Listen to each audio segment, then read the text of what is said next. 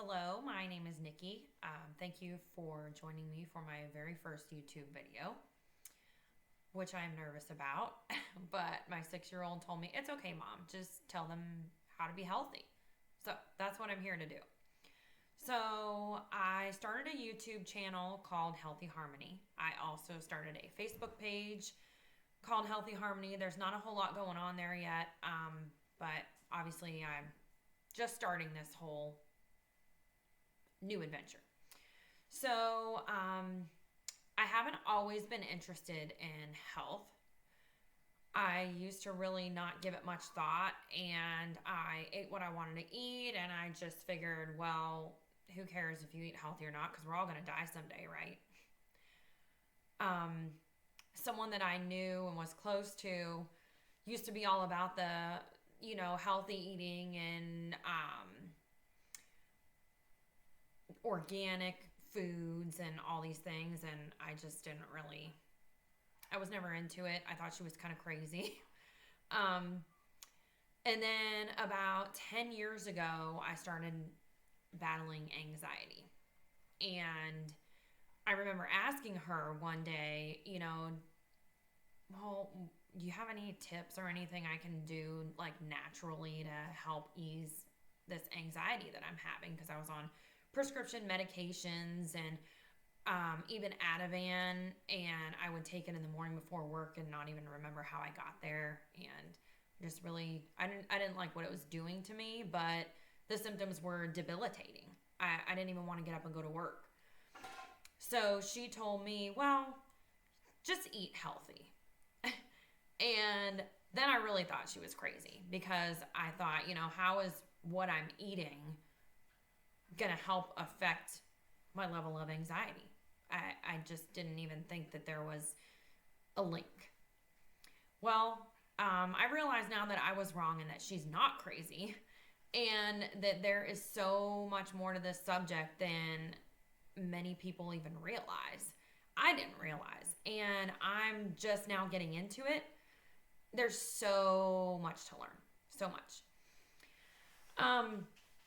So I'm trying to think back so that happened, and I don't know, years went by, probably 7 or 8.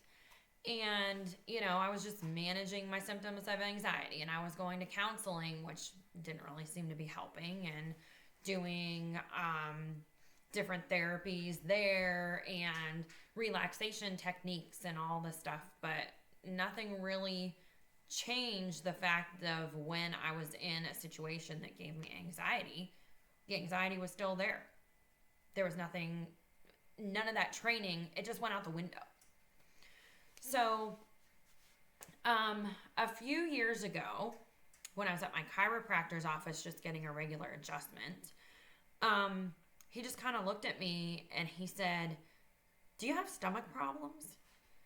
And I said, "Yeah."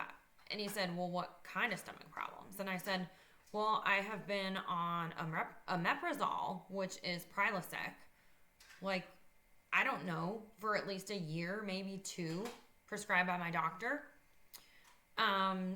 which is an acid blocker, because I was to the point with this anxiety that I was getting myself so worked up that I was having this burning inside of my stomach.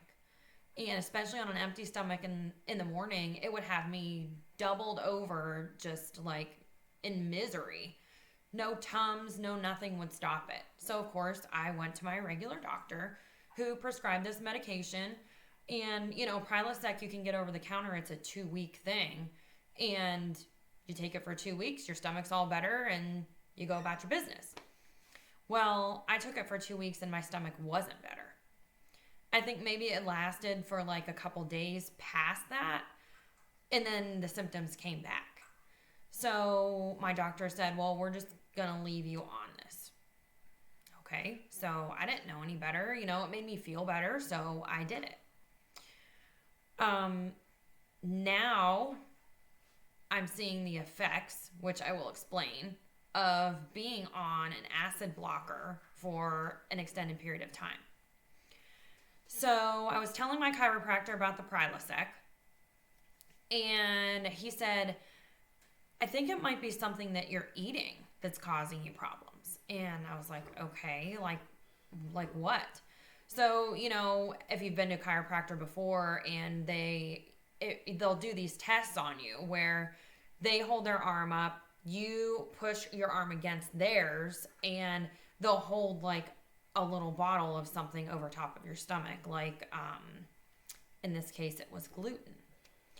So he was testing different things. Corn, I pressed against his. I still had firm pressure.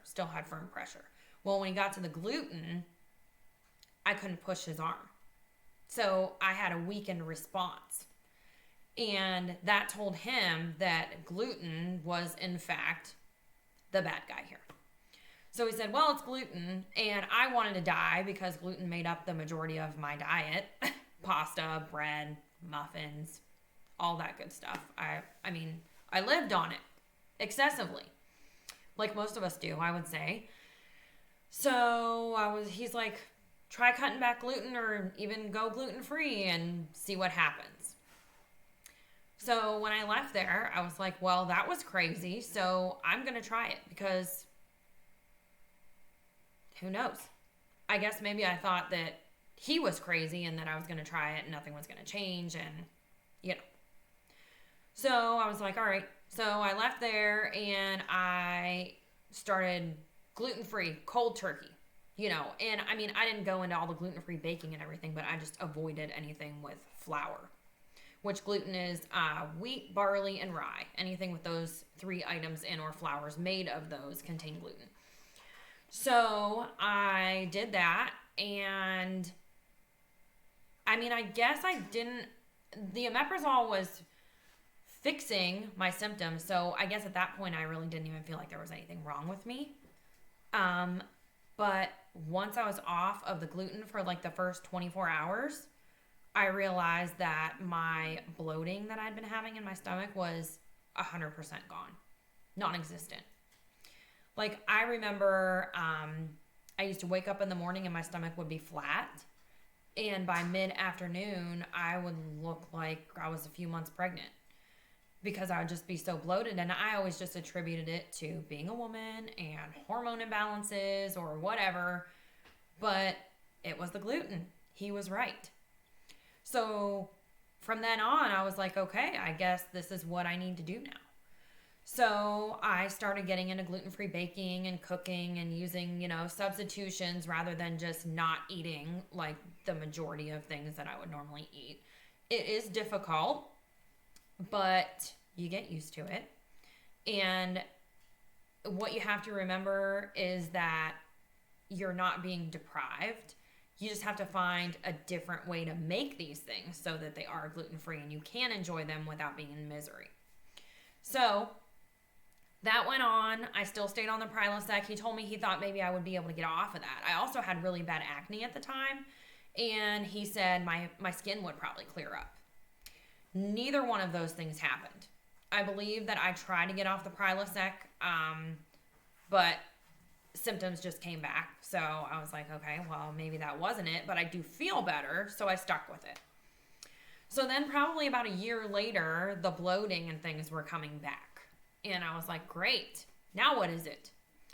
So a friend of mine recommended this wellness doctor that I made an appointment with. It wasn't cheap, but I was determined that I was going to find out what the heck else was going on with me.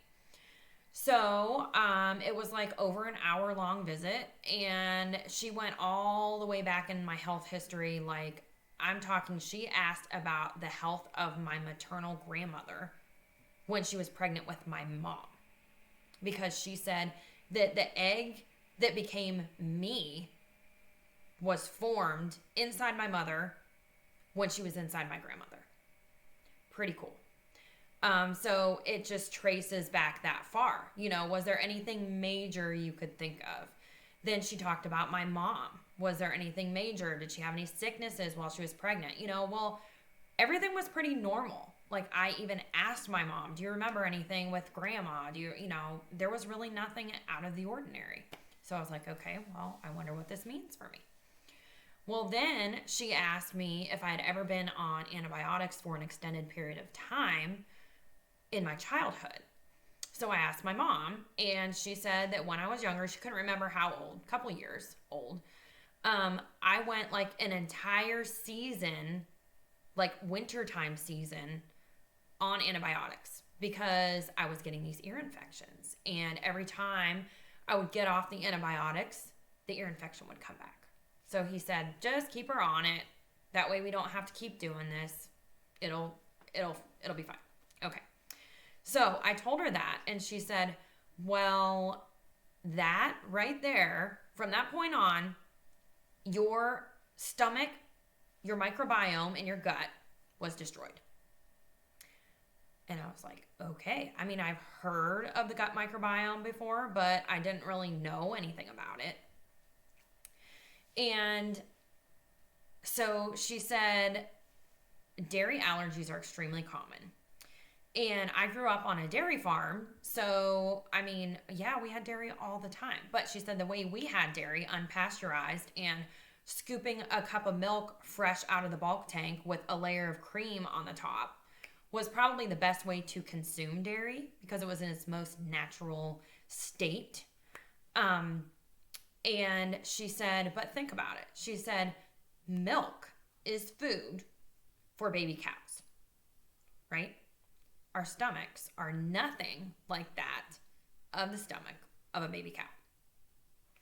So when she put it like that, I was like, oh yeah, that is kind of crazy. Like, why do we do that?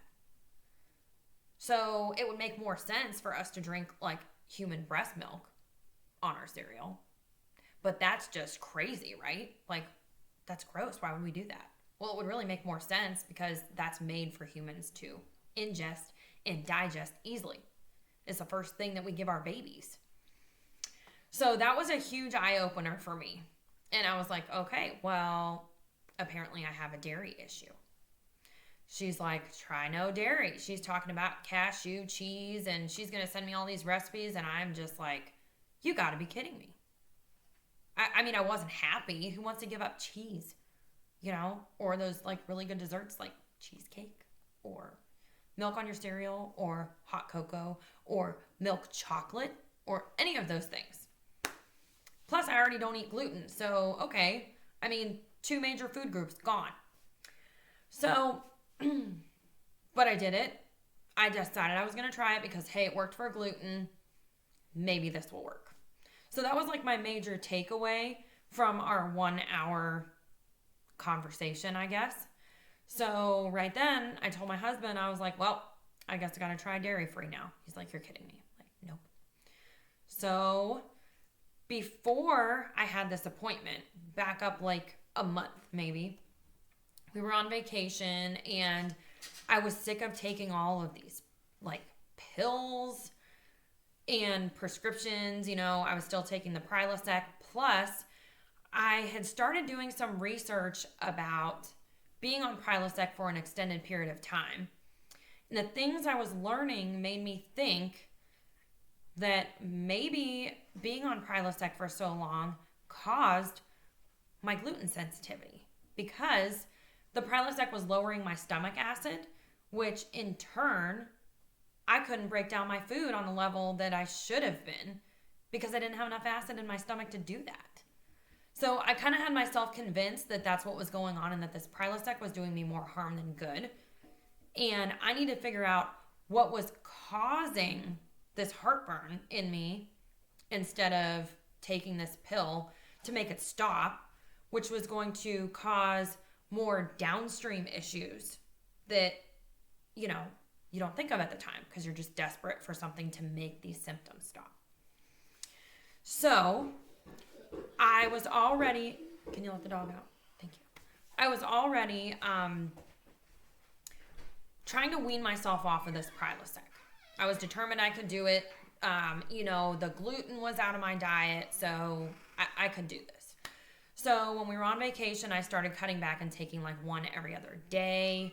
Because I used to take them actually twice a day. 2 40-milligram tablets of Prilosec a day. So I had myself cut down to 1 a day. Then I went to every other day. Then I would take one like every 3 days. But I was finding that I was having to eat like Tums in between.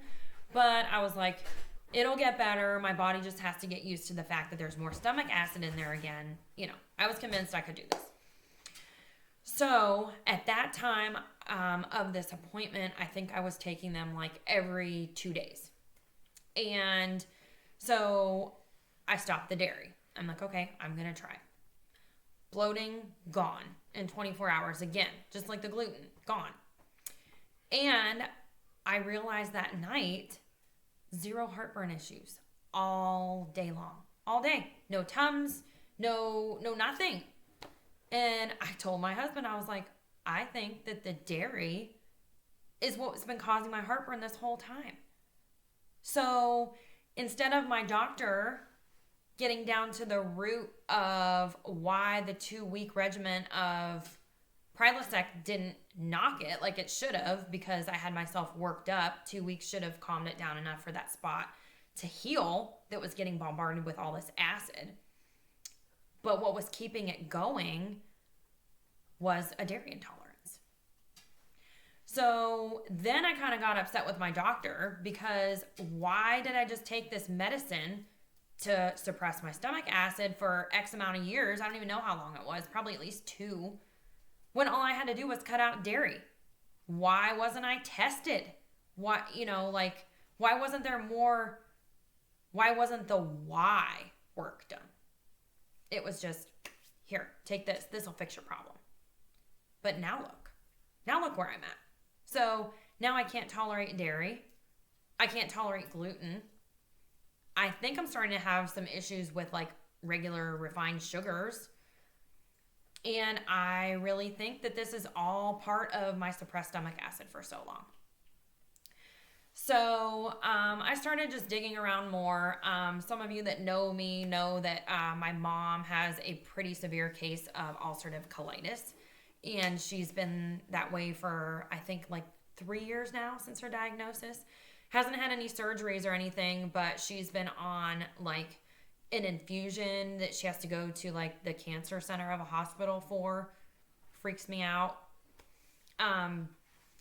But she tried kind of doing the natural way, and it didn't seem to be doing enough at first.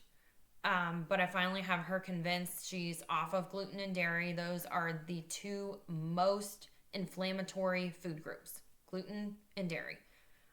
Dairy seems to bother me more than gluten does, but her ulcerative colitis is, she actually has like ulcers, like raw pieces, raw spots in her intestines.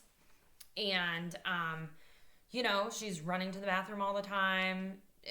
It's just, it runs your life. And I'm watching her suffer with that. So between, I think, what I found out in myself and how much I feel better by cutting those 2 things out and looking for ways to just keep bettering my health. Another thing that came along with the gluten and dairy intolerances for me was extreme fatigue. I'm not talking like, oh, I'm sleepy, I need to take a nap. I'm talking like falling asleep at the wheel when you've had, plenty of sleep. I'm talking probably more sleep than I need, like 10 hours every day. Or just in the afternoon, not like, same thing, oh, I could take a nap. No, I'm talking like you can't hold your head up. Debilitating. Like I would just lay on the couch and I was done. And I felt like, what's wrong with me? I shouldn't be this tired. So the next time I was at my regular doctor, ran blood work, everything's fine. Well, once I cut out the gluten and the dairy, I don't have that anymore. Now, the only thing I do find is I will have a crash if I don't balance protein with carbs or sugar. And that was happening to me for a while, where I was just grabbing a granola bar in the morning and having coffee and taking off to work. And I scared myself because I couldn't stay awake. So once I started eating eggs and bacon in the morning with my coffee, I'm fine. So I started questioning if I was having like issues with stabilization of blood sugar or insulin resistance or things like that. So I have been just digging and digging and digging, trying to kind of self-diagnose, because my own doctor didn't really seem to be able to help me with, oh, your blood levels are fine. You're fine. There's nothing wrong with you. You have no reason to be tired. Get some more sleep. I'm getting plenty of sleep. I'm 30. Like, I shouldn't be this tired. So all of these just like weird things and the diagnosis of my mom kind of got me on this path, and realizing that cutting out gluten and dairy really did improve my health and just my quality of life and how well I feel. My mom has had huge improvements of her symptoms by just cutting out gluten and dairy. She's not healed, but it definitely helped the symptoms. Like, it's controllable. And so we're also trying to look into like supplements and things to get her back on track. But anyways, so that is my story of how I got where I am. Now about a month ago, I started a class on functional nutrition. I just got through the first month of it, which was on the digestive system from start to finish. And it talked a lot about low stomach acid, which I was right. That did cause my food intolerances. I learned a ton about leaky gut, which is the reason we have food intolerances, because partially digested foods are leaking out into the bloodstream through your gut wall before they're on the level to be recognized by the body. So then your body produces, an inflammatory response, or it can even be like an allergic response, like histamine, because there are these foreign particles in our bloodstream that it's trying to attack to keep us safe. So my mission now is healing my gut wall, healing and sealing my gut wall, so that I can go back to eating gluten and dairy, not every day, because I don't want to damage it again to the point where I have a leaky gut again, but to the point where I can eat some here and there and not feel like dying afterwards. I mean, it would be nice. I miss a lot of those things that, I watch people eat macaroni and cheese and it's like torture. It's not fun, but I feel so much better this way that, it's worth it to me. And once you see how much better you can feel, I think once you feel crappy all the time, crappy is your normal. So you don't see that you need a change. But once you feel that feeling of being better and having more energy and not being bloated and everything just running like it's supposed to, you won't want to go back. I'm not saying everyone needs to do that, but that's where mine started. If you're having issues with your gut or bloating or indigestion, or it's a very good place to start. Prilosec and acid blockers are the devil. It will cause you harm down the road, no doubt. Our stomachs are supposed to be acidic. They're like our body's line of defense against viruses and bacteria and things coming in, so they don't get ingested down into the gut. And also to help break down our food so that you don't have issues like this down the line, or gastrointestinal diseases or inflammation or all those kinds of things. So anyway, so I know this was long, but that's the story of how I got where I am. I'm probably going to be posting more videos on specific subjects, but kind of gives you an idea of what I'm doing. So I want to thank you for your time, and I also welcome comments. Check out my Facebook page, Healthy Harmony. I'm also looking to talk with people and answer questions. I haven't been obviously I'm only one section into this class. I have a lot to learn, but did touch on a lot of things about if you don't have a healthy gut, you're not going to be healthy, period. Mind, body, everything. Digestion is super, super, super important. You could be experiencing malabsorption and you could be eating the healthiest diet in the world, but if your body can't absorb those things, it's not going to do you any good. So, optimizing that digestion is top priority. If I can give you anything to take away from this video, find out how to do that. I would be glad to answer any questions, and I hope you'll be back to see me. Thanks.